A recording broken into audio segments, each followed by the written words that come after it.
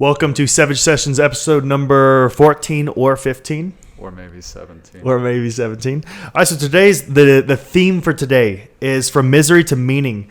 Let's talk about like a comprehensive guide on how to build a fulfilling career by leaving the job you hate. What was a job you hated once?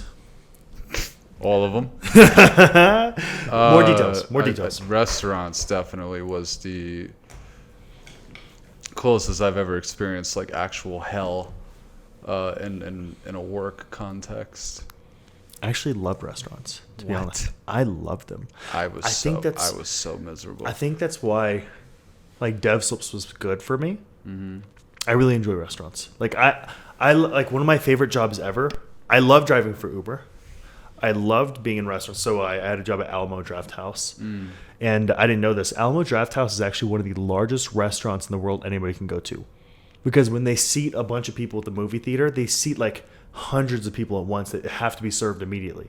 Within like 15-minute increments, that's where they stagger the times. Really cool, random fun things. I do like getting food during movies. It's the coolest experience. And plus, like bringing it out, you get to watch a movie. Like if I had to go tonight and work at Alamo Draft House, I wouldn't be that upset. Like I like that. Like it would. It's fun. Like I mean that very seriously. Like I really enjoyed it. I think the worst fucking job I had. There's two. Number one, when I was younger, I worked at a car shop, like a mechanic shop, and I was abused for an entire summer. Right? They would tell me, Nathan, go mop the floors or go sweep the floors. I'd go sweep them. I'd be like, hey, do you guys need anything from me? They'd be like, no. So I would sit down just on this little couch, and they'd be like, dude, what the fuck are you doing? Go do something. I'm like, you guys told me there's something to do. They're like, go find something. And I was like, y'all are just trying to abuse me right now. Busy work. And so I saw a meme of a guy yesterday. And they're like the definition of busy work, and it was a guy for some reason. There's like a whole bunch of wood, and he was shoveling the wood and just putting it back on the top. Like he was literally doing nothing. And they're like, this is the definition of busy work. The second one, call center. Oh, okay. Did you do a call center? So, yeah, well, it was pitched as a finance job. And then, I'm like not even a month out of grad school. And I'm like, I want to get into the full-time work situation, start making like money. So I signed a contract for about $36,000. So it's hardly anything really. Seems like a lot though out of college, right? I mean, I was on my own, so it wasn't really. But it was like for that time, it was a lot of money. And they had us do all this special training. It was in the debt settlement field, which is this complete fucking horseshit. Collections. Right? No, it's actually like, I can explain it to you. It might take a minute, but it is like literally, we are the Ponziest of Ponzi schemes.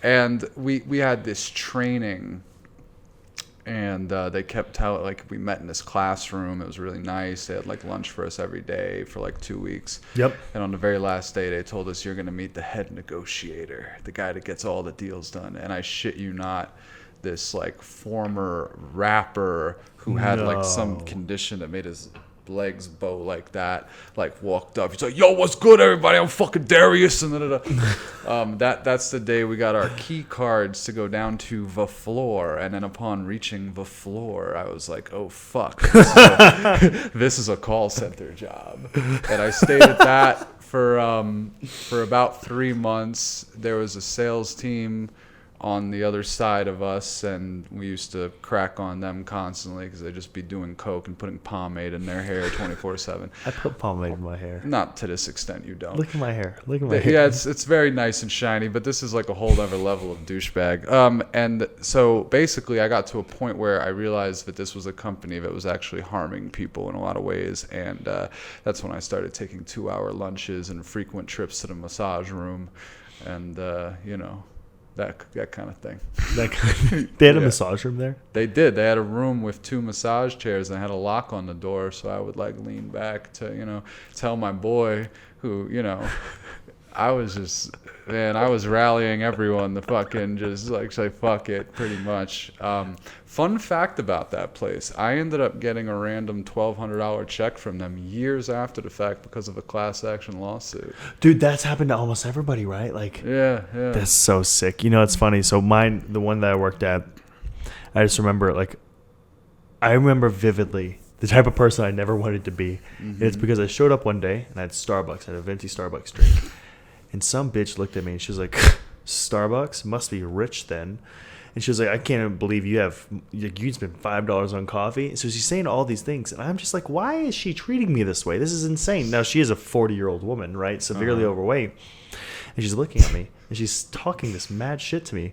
Then I sat there. I was like, hey, don't you smoke? She was like, yeah. I was like, how many packs a day? She was like, 2. And I was like, well, fuck you. Who do you think you are? That's like, how much is a pack of cigarettes? For some reason, I think you know. How much?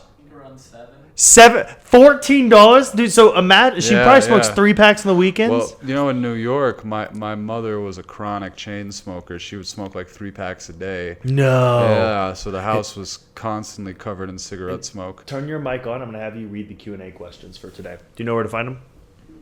The Sevedge Session podcast channel. What the fuck are you talking about? Of course you know where to find them. They're on the Slack. Anywho, long story short, the reason she quit is because New York had this weird thing in the early 2000s where they raised the tax on cigarettes, so they were $14 a pack. Good for them, though, man. Yeah, so my father's like, you ain't smoking this shit no more. And that was he just stopped? He wasn't going to pay for it anymore. So it's like... But he didn't just steal it? Not for her? Fuck no. Oh, it for your mom? Yeah, it was for my mother. He was buying cigarettes for my mother. So what my mother started doing... That sucks, bro. Dude, she got the big bag of like loose tobacco, and she had one of those like Hemingway pipes, and you could see like the sadness in her eyes. It's not the same. But in terms of like what do you think is worse in terms of a miserable job? No call center. No. But I'm talking about the feeling or the actual work. Dude, I'm not gonna lie. The call center job. The thing is like I just realized I was sitting there. I had to take calls, but then you had this person who would come over and be like, "Hey, get on the fucking phone." Yeah. But the thing was, you couldn't. So I did customer service. Mm-hmm. So you call me. It was for Verizon Fios, I believe. And so the people that would call would be people whose internet was down, but it was businesses, it was B2B. So I had a guy call once, and I just shit you not, I did not know how to handle this. He calls. He had a business that was on the boardwalk in California, so I think LA, so one of those nice areas. Mm-hmm. This person calls, and they're like, "Hey, my fucking internet is down." I'm like, "Cool, man. Yeah, restart router, whatever." He's like, No, you don't understand. Yeah. And I was like, I don't understand. Please tell me a little bit more. He's like, I can't take payments right now. And I was like, because his POS connected to the internet. He can't take any payments. He's like, I do around $40,000 a day in revenue. If I cannot take payments right now, you're gonna charge me so much money. And I just remember, I was like, man, I'm sorry. And I remember someone told me, I think someone was next to me, and they're like, hey, at least tell him that they could give a recharge for the cost of service. And I was like, okay, cool. What's the cost of recharge? They're like, I think it's like $6. I said, fuck you, $6. I'm not going to tell this man who lost $50,000, $40,000, hey, I understand you lost that, but I can give you $6. Would that solve your problems? That pissed him off even more. Like the absolute atrocity of it. Mm-hmm. And I feel like so many people are in jobs like that where like it's hard to see hope in the world or hope in like in general when you have a job like that. Yeah. How? Yeah. It's like that's what waiting tables was really rough because I did it in a affluent part of Manhattan, so I was constantly seeing like lifestyles that were much more lucrative than mine. God damn, bro. Yeah, and, that's not fun. People telling you like, hey, you shouldn't be working here. You should be doing something. Isn't that the worst feeling? Like, it's like, don't tell me that. Don't fuck. Yeah, and everyone there is kind of it's almost like the it's almost like the wasteland of broken dreams. We're all just hoping at one point that like, I worked at this place in Queens called Burgerology. It was a fucking shit show. Is that like an actual bit, like a franchise? Yeah, they do like shakes that are like with Skittles on them and all that bullshit, and they specialize in like custom burgers. Does that sound good to you, West? No, you don't want to shake right now. No. So. Dude, this place was so fucked that they didn't even have a men's shirt for me to wear. They gave me like a women's XL, so it had like a weird cut and like the thing went all the way down. And I remember this guy, he introduced me to himself, and he was like, "Hey, I'm James." I'm like, "Nice to meet you, James." He's like, "I'm gonna win an Oscar one day," and I'm like, "I'm sure you are. That's if I had to work here for longer than 2 weeks, I'd tell myself that too, you know." Dude, I'm not gonna tell you what chat forum I saw this in.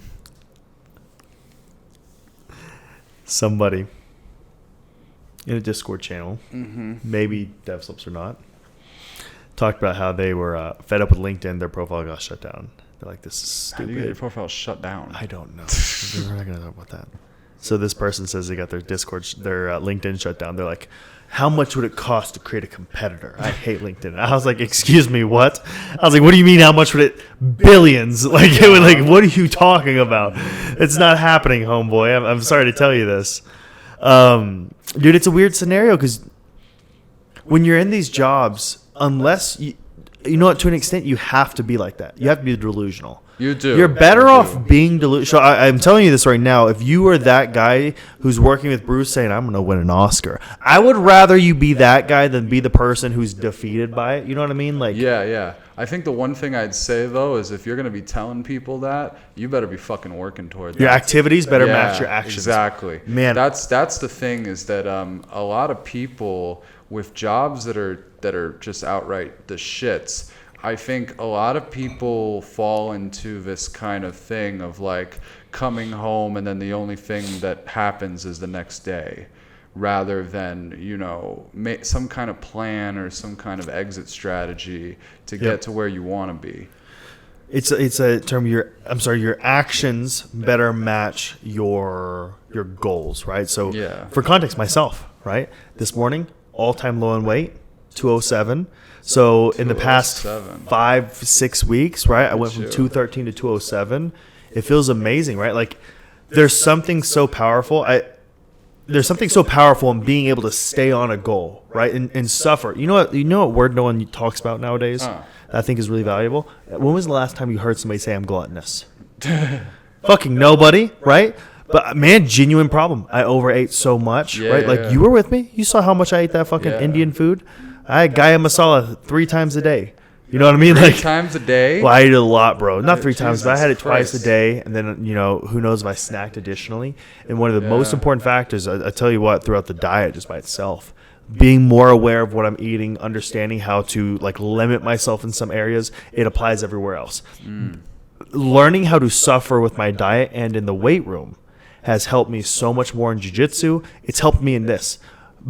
How many times? I haven't taken a midday nap in forever. I think I took one Monday, and that was the first one I've taken in forever. I'm learning how to push through stuff that I've never been able to do. This is one of the coolest experiences of my life. And there's something powerful about that. But to continue building on this idea from misery to meaning, building that guide, what is the guide? So for you, what was the path look like? What is Bruce, who is getting out of college, to Bruce being here? I feel like you found meaning in a job. I did, yeah. You did or you do? Yeah. I have. I have. Wait. I'm sorry. Question. Am I correcting the English masters over here? I do not. Did I just correct him? Did you get that from your degree, Nathan? Yeah, I got that from my degree. Listen, I took 1 semester in high school of English. Is that the right thing to say? Look, I did? I took a semester and a half of community college, so I understand Freud, okay? Okay, I did is... Wait, no, I mean, like, it doesn't... Yeah, I'm just saying, like, yes, I have. He's saying I'm right. That's what he's saying right now. It doesn't matter. It really doesn't matter. I think that once I was able to start making money doing something I enjoyed, even though it was like a very small amount of money at first, that was sort of that built the railroad that this train was going to fucking dart through, you know? When did you feel like you found meaning? Meaning? I think I found meaning when I was able to support myself just through photography. When that started happening, it was like... because I was living with my friend at the time, and the thing about restaurants, especially in New York, out here it's a little bit different. Like I worked at a brewery for a year, and people seem to be like, they think it's like a cool job. They like working in a brewery, like being around beer. I never gave a shit about any of that. Yeah. So for me, it was just like another restaurant job, just looser. But in New York, like it's like people get stuck in restaurants. Like you just kind of go from one to the next. There's always this sense of anxiety. And you never ascend to like, you know, being an owner or a, you know, a GM or anything. You're just a waiter. And during those times, I was living with a guy that was in that situation, and I was in that situation, and me and him are bouncing from place to place to place, trying to get each other into different places. He also had some ingenious ways of stealing from these restaurants, which maybe we can get into a little bit later, but just like the fucking like genius methods, tomfoolery that this man like he figured out a way to steal fish. I'm like, how the fuck did you like? Good for him. Yeah. So when we were stuck in that and I started doing my own thing, he's like, dude, what are you doing? You can't abandon the restaurants. Like, this is what we do. This is our stable income. This is how we make money, you know, hustling in the city. And I'm like, no, I think I have a different way. And I think it's based more on like a talent and a skill that I've developed as opposed to putting plates down in front of people and dealing with fucking bitchy Jewish women. I'm Jewish, I can say that. But it was, you know, it was just like that's kind of when it started. And I think the process here is, you know, the comprehensive guide to finding meaning. I think you find meaning before you get the job. You find meaning when you find the path to mastery. Yeah. I listened to that this morning. You know, it's funny. So I was listening to Master by Robert Greene again. I was listening to it, and he talked about one unique thing that humans have. Mm-hmm. What's one unique thing? And I got told by Bruce to stop quoting books so much. Sorry about that, guys. It just has to happen. He's listened to now. So he said one of the cool things about humans, you know, mastery throughout history for animals has been they don't get to feel mastery, right? It's passed down genetically. Right. You happen to have longer arms, so you're going to be able to pass it down to your children. They will be able to experience it more, whatever. They will experience long arms. Yeah, exactly through genetics. But for us, we get to experience mastery. Like Tommy, one of our sales reps, said this the other day. It was that saying of like wary hands, or what is it about minds? It was the quote about minds, like idle minds make for something terrible. Essentially, when we have idle hands, bad things happen. Well, to there us. is a phrase: "The devil will find work for idle hands." Yes, the devil will find work for idle hands, and that's the biggest factor right here that we were talking about. For you to be able to find your form of happiness, you have to be able to find something that you can find meaning in. My mom, but chiropractor her entire life, really happy about it, absolutely loved it. For the first time in her life, though, as she transitions into quote-unquote retirement, I'm probably going to bring her in, have her come live with me a little bit down the road.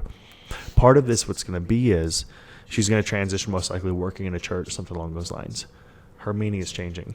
I feel like the vast majority of people, the moment you start your path to mastery and your hands now are no longer idle, you stop spending all your time on video games, you start spending on something that challenges you, that's when you start finding it.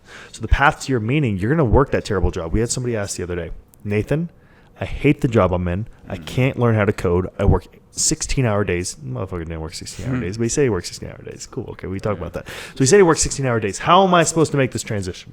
How am I supposed to do this? This is impossible. You don't understand, right? And there's a video of David Goggins being asked. Someone was saying, but David, you don't understand. Right? You don't understand my struggle. And he's like, yeah, but I do, right? You feel like you're lost? You feel like you can't do this? Yeah, we all fucking experience this. What are you talking about? Stop it. Like, stop giving it a little voice. We all experience that bullshit. Stop giving yourself the excuse. Go do it. Like, it doesn't matter whatever it is. You have to do it. It's inevitable. Your actions have to match the goals that you're actually setting. So when I tell the guy, I was like, do not leave that job under any circumstance. Suffer. Just suffer in the silence. But find your meaning outside of it. The 2 hours, right? You said you work 16 hours. Motherfucker, you got six more hours before you have to go back to sleep. Actually, 8 more hours before you have to go back to bed, right? You could spend 30 minutes to 2 hours writing code. Fact, right? You might have to sacrifice a little bit more sleep than you wanted to, but you're going to have to do that. That's okay. That's what the process is like. That's what determines those from the haves and the have-nots. The ability to suffer through that. The comprehensive guide to meaning, fun fact, all it is from misery to meaning, it's both. You experience both in every single area of your life. You're going to be living in misery, And where you find your meaning is on the path through misery. That's what it is at the end of the day. Think about it for yourself. You had to go through all those fucking terrible experiences to find meaning. We have to find it, right? Meaning you have to sift through shit forever to be able to eventually find it. Somebody we spoke to yesterday, our staff, said, Nathan, but you don't know. Like, you don't understand.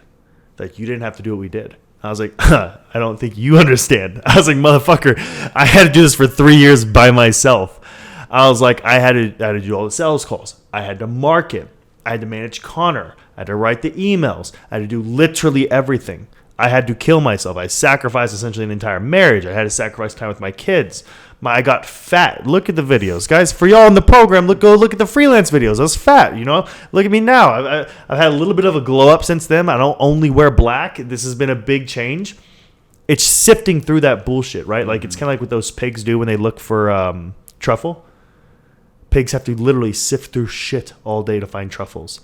That's all it is. You have to find your truffle. Sifting through the shit. Yeah, be a disgusting swine. What's the term they usually use when they talk about swines? You ungrateful swine, something like that. Yeah. You have to be an ungrateful swine sometimes. You have to just find your way through eventually. Man, why don't we transition to the Q&A? So this is a new process we have. We've been getting a decent amount of Q&A questions. Wes, why don't you go ahead and drop through tomorrow for us to hear? So the first one that we're going to do is how can someone identify their passion and interest in order to pursue a more fulfilling career? Oh, that's easy. Go ahead. I think, like, what do you gravitate toward?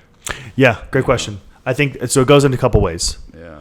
So I've noticed that a lot of people will find something curious, right? But they don't pursue it a lot because they're really bad at it. So first, we have to understand a couple things. What are you curious about? What do you lean towards? And then you have to ask yourself the secondary question. You have to then be able to push yourself through that. So if you are somebody who is, you're a super creative person, right? Going into marketing could be a great path for you. Like, realistically, you can align your creativity with marketing, and really, like, Bruce gets to do something really unique, right? You get to make wild ads for a business. And quite frankly, I don't limit your creativity. I think it's fair to say that I let you do whatever the fuck you want. He does. Connor is about to release fucking drunk interviews with people on our YouTube channel. We go all out, right? So what you have to do is find what you're curious about and then relentlessly pursue that. One thing that you will not be able to hear is the interview that we had on Monday. I'm looking at West because it wasn't. The mics were not on. The mics were not on. They are on right now, right? We can overdub that whole thing, though, with what we thought he was saying. I want to do like a bad lip reading. Hi, I'm Peter. So one of the things we talked about was GPT. the importance of obsession, right? The theme of that podcast, although we won't be able to use it now, the theme of the podcast was, where does obsession play a role in your ability to build a successful career? Obsession and hard work go side by side. If you want to build a really successful career in coding, in dance, in software engineering, in sales, in marketing, in project management, whatever it is, you have to obsess with it. One of the things Peter talked about when he first got started, all he did was code, go home, read books on coding, reiterate 24/7, 24/7. And he said that it did impact his relationships. That shit's going to happen. That's what all this is about. You have to be willing to sacrifice over and over and obsess over what you're doing. We've had a CPA problem, right? Which means essentially it's an advertising problem we've been facing. What have you been doing? Instead of coming to me saying, Nathan, can you just move the goals? Can you just make it easier for me? What have you done? I've been throwing myself out the first story window every night and then climbing back into my apartment. This man has ads where he has taken hits from cars, okay? That's true. And you know, I think it's also, but to get, one of the things that I think is really important is for people to understand that you're not going to be good at something when you first start doing it. Of course. Because I think the problem, it's the reason why a lot of people don't stick with learning an instrument.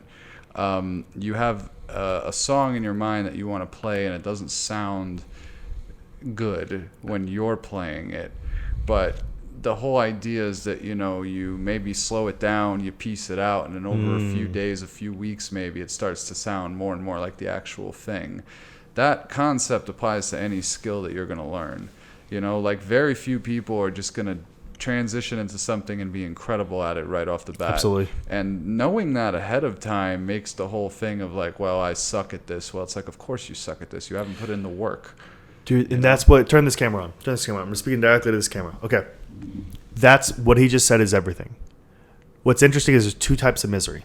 There's misery that has nothing that comes with it. It's misery that is accomplished by a feeling of complete failure. Mm-hmm. Then there's the misery that actually leads to meaning. They're side by side. They're simultaneous. You experience one of the two. You have the misery where you feel pointless. You have no North Star. You are completely lost. Then there's the misery that is followed by meaning. Mm-hmm. That is what you need to search after. Bruce is in the process. He's feeling miserable. He's trying to figure this shit out, but he has his meaning. He's figuring out what he's doing. When you find the path that you want to go down, that is the first path to turning that misery into actual meaning. But if you have no North Star, if you do not know what your interests are, if you're not willing to explore failure in your interests, you will never be able to find meaning. You're going to be the individual that's going to complain for the rest of your fucking life. And guess what? I can't wait for the comments because people are going to be saying, what is this entitled douchebag saying? Go check my fucking Facebook from 8 years ago. You'll start catching some quotes. Yeah. Bruce literally just talked to me about this the other day. It's the truth. Like, you create your own success through luck. It's luck. That's all it is. But you create opportunities because your actions match what you're doing. Your probability is higher the more you put yourself out there. I mean, I went back through Instagram story archives the other night, and I went all the way back to 2000. Can you do that? Yeah. Went back to like 2017 and was looking at stories of where I'm like trying to promote myself and like do very base level starting out like social media type marketing things. Right now, that camera. Look at that camera. That camera right there. I want you to look at it. Hi. What message do you have for younger Bruce from 2017 from today?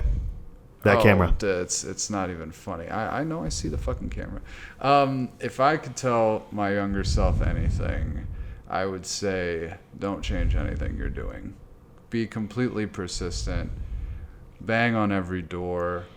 Don't feel stupid when you're doing a story on Instagram talking about your services and everything, because these are the things that lead to building a sense of professionalism and taking what you're trying to do seriously. And that's what I would say, in addition to maybe some other things. But look out for XYZ woman. We want to be careful here. Yeah. That's what matters, though. Mm-hmm. I really don't like this. It's so simple. Let's go. What's the next question? Next question, West. What are some key steps involved in making a successful career transition? So what are some key steps in making a successful career transition? I think the first one is a plan. A plan, definitely. Number one is plan. Number two is a form of self-mastery. So when we talk about a form of self-mastery, you need to understand yourself. You need to understand your strengths, your weaknesses. You need to understand, do you have control over the devil on your shoulder? Right? We talk about the bias, the stories we tell ourselves. Mm-hmm. When you walk into that interview, are you going to... So we had somebody come to us recently. Somebody wasn't with the company, or they weren't, now they want to come back. Right? Ooh. The depending factor on letting that individual back into the company is one thing. Were they willing to control the devil on their shoulder and put a little fucking hold on it, put a muzzle on it, say, not today. Like, I'm going to humble myself, right? I know exactly what this is. Attitude is everything. Attitude is everything. Attitude over aptitude every single day. You know, so I wrote this down the other day, and I put this down for self-mastery explained, because I feel like one of the things I've struggled with so much, and people are going to feel this just in the podcast, the difference in my behavior. I feel it coming out more and more and more, allowing myself to be myself. And I wrote this down for self-mastery. And self-mastery, this is the perfect feedback. You need to take it very carefully. Self-mastery refers to the process of becoming the master of one's own thoughts, behaviors, and emotions. It involves developing a deep understanding of oneself, including recognizing one's strengths, weaknesses, beliefs, and values. If you do not understand what your value system, your belief system is, you have no option. Self-mastery requires one to take responsibility for their own actions, thoughts, and feelings, and to develop the ability to control them in a positive way. It doesn't matter that you have imposter syndrome, right? Treat that as a feature to push yourself even harder. It doesn't matter that so and so broke up with you. You still have a mission that you have to accomplish today. This includes cultivating self-awareness, learning to manage one's emotions, building self-discipline, developing effective communication skills, and holding oneself accountable for one's success and growth. And finally, through self-mastery, individuals can unlock their full potential, overcome obstacles, and achieve their goals in both personal and professional lives. That defines everything that you need to do. Like, realistically, if you develop that process, the ability to communicate exceptionally well, to show passion for what you're doing, you're going to get that job, right? Because people are willing to take bet on those that are wildly passionate about what they do, and their actions reflect the passion. That's why you're here. That's why West is here. Like, Hi, West. I've built Devslopes on the idea of hiring people who are passionate about what they're doing. They want that second chance. They want that hook, and they will do everything within their power to prove it. Yeah, and just to add on that, I guess this is kind of where that previous thing comes from. A lot of people kind of mocked what I was doing in the beginning. And one of the pieces of advice I would give to people out there is don't let anyone kind of make a mockery out of what you're trying to do. Always take it seriously and never be ashamed of that. Like, if you want to make a living on social media and you're practicing making videos, for example, don't be ashamed to post them. Don't be ashamed to put yourself out there and stuff. Like, don't have this idea that like everyone's looking at you and laughing, because you're doing something that a lot of people don't have the balls to do. Whether I can only really speak to like marketing and art type stuff, but regardless of what you want to do, you're going to be met with people that are discouraging, and understand that discouragement usually comes from either a place of, it could be legitimate not understanding. So like if you're talking to like an older person, when I told people like, oh, I'm trying to make this photography thing happen, they don't get it. That's one thing, and there's something to be said for that. But then there's people that are just afraid, and when they hear that someone is kind of like leaving the safe protective bubble of the 9-to-5 or of a shitty job that they themselves inhabit, they're like, no, we don't want you to do that. Come back. It's not safe out there. But you don't want to be safe. They don't want you to break status quo, because what does it say? What does it say when you want to go do something? What does it say about them when they're choosing not to make those actions? Yeah, exactly. If you're the one willing to break the status quo, you have to understand you're moving the grounds. Anytime a plate in the earth moves, right, earthquakes happen because something has to fill in that spot, right? If you choose to break the status quo, if you go from being a server saying that you want to be an artist or anything else along those lines, you are saying to other people, I think I'm better than this. And when you say that, they're going to say, so you think you're better than me? Who do you think you are? You think you're going to become a fucking artist? Good luck, Bruce. You think you're Leonardo da Vinci? Like, is that who you are now? Or you think you're, what are the other famous names of people? Tons. Depends what period you want. Van Gogh? You think you're Van Gogh? You might be crazy like Van Gogh, but are you going to be Van Gogh? Well, as someone who has made a lifetime of doing what I feel, regardless of whether or not it was the fucking right thing to say, I'd say I've gotten pretty far with that, and I think that you kind of have to have a devil may care attitude about what you're doing, in some sense of like safety does not breed success. No, it doesn't breed. You have to be risky. It doesn't breed security either, no, right? No. This is what most people don't understand. A salaried job is no different than a commission-only job. If you miss the KPIs, you're done, right? Yeah. You're better off in life taking massive risks, especially when you're at the lower tiers. If you're making less than $75,000 a year, go take some fucking risks, right? Try different stuff. The things that have allowed me to make so much big investments in you, and the reason why I didn't want you to go down the traditional marketing path, I didn't give you all the books everybody read. I didn't tell you to go look at everybody else's ads initially. Why? Because I wanted you to be you, right? I was willing to take that risk because I knew that being different would pay off. And before we get to the next question, just a lot of people hear the phrase,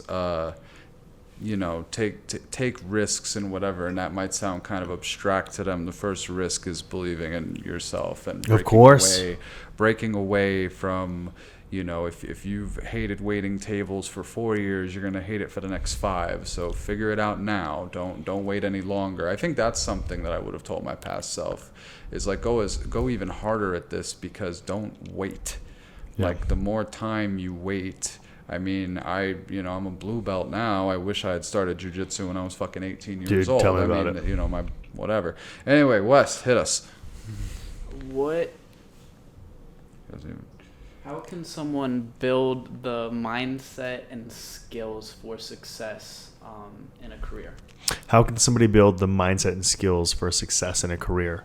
First, it starts off with number one, mentorship. So actually gaining the technical skills, making sure that you have started the path. How do you start the path? The first thing you're going to do is go to Amazon, find the top 20 books in that category, start reading through them, start digesting everything possible, just like what Peter did. So number one, starting the path. Number two is submerge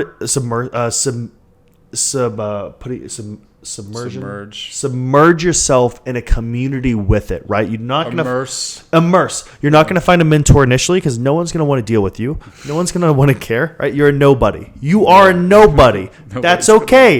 It's okay that you're a nobody. It's okay. You got to build a little bit of clout. How do you gain clout? As you're going through this process of reading the books, learning how to speak the language, learning how to understand what the culture is of that process, you're then going to become part of the community. An example of this in coding, right, is to go find the open source projects on GitHub. Try to work within them. Try to push inside of those branches. Try to do something to add to it. Within those communities is also where you're going to find the hidden opportunities. That's when you're going to find the individual that says, Bruce, I think you have potential, right? I want to hire you. It's going to be a 6-month unpaid internship. You have to. So that's something, another thing I guess is looking for opportunity, understanding opportunity. There was this guy that used to live in my building. He no longer does. And he was from New York, but he's living out in Boulder. And he had a little bit of a buzz as a rapper 15 years ago. And he told me, I met J. Cole before he blew up. And then I met J. Cole after he blew up, and he acted like he didn't, like he didn't know me. I'm like, because he fucking doesn't. Don't develop this kind of. I've met, like when I was in photography, I've met models that were working as hostesses in restaurants, telling me I'm gonna be the next Naomi Campbell and acting like a diva and all this type of stuff. It's fine to have like a delusional kind of dream and. I pictured where I was going to be every single day when I was slumming it out there. But I think it's really important that you have a humble attitude about yourself and extend that humble attitude to opportunities. I did a lot of free work. Yep. And a lot of it, I probably shouldn't have done. But some of it, a good deal of it rather, was necessary because. Even if you're not getting paid, the experience is invaluable. Absolutely. And this is what people don't know. If you think you want to get started as an individual in a new field, you cannot do this. When you're starting off in a new field, you've bought the books, right? You've put yourself in the community. You cannot do this one thing. You cannot think you're above free work. Again, you are a nobody. No one knows who you are. You are not above free work. You have to do free work over and over and over again. This 6-month unpaid internship, eat it, right? Someone offers a 3-month unpaid internship, eat it. Go work on a side job, do your Ubering, do whatever it is. But then that's what creates the opportunities. Those that are gluttonous about this, those that think that they are entitled to something because you read a handful of books, you're entitled to nothing. Until you have a legitimate portfolio of work, you are entitled to nothing. That's what you have to do. This is the journey. And even though my stuff doesn't apply to coding whatsoever. Doesn't matter. The story does. When I developed a portfolio on social media and on my website of the work that I had done walking up to random people in New York parks and on the streets and everything, the money came. Absolutely. And that's very important. You have to show people that you can work in a professional context. And the only way to kind of like... There's a big difference between being a critic and actually doing the thing. Absolutely. Anybody can look at, for example, like an MMA fight or whatever, and say all the things that they think the guy should have done or whatever. It's a lot different when you're actually in the fucking cage. Absolutely. You need to put yourself in that cage. You need to take yourself from being kind of a surveyor theorizing about stuff. Reading books is good and learning things is good, but you need to actually take that kind of mentality and put it into like doing practical things. Absolutely.